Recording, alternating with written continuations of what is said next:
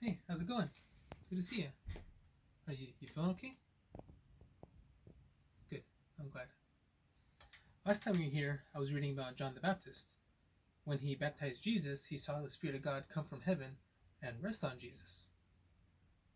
Right now, I was reading how he sent some of his disciples to ask Jesus if he was indeed the Christ, which I feel like is kind of an odd question, right? Shouldn't he have known?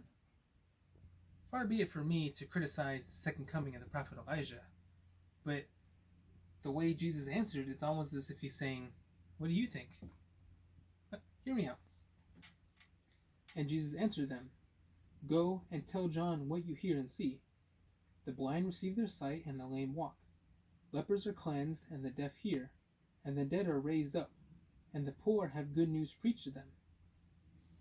He doesn't say yes or no.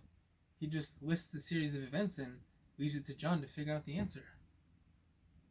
It's almost as if Jesus is telling John a joke.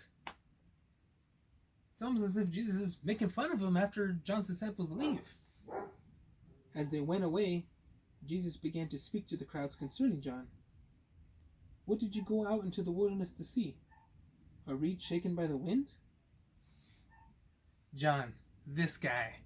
Of all the people who should know who I am, this guy should know. That's funny. I feel like this passage confirms the deity of Christ, but at the same time shows the humanity of Jesus. He's a smart guy that had to make his friends and family think sometimes. One last thing before you go. I don't want you to miss how this chapter ends. "Come to me, all who labor and are heavy laden, and I will give you rest. Take my yoke upon you and learn from me, for I am gentle and lowly in heart, and you will find rest for your souls. For my yoke is easy and my burden is light." What is your walk with God like? Is it a chore?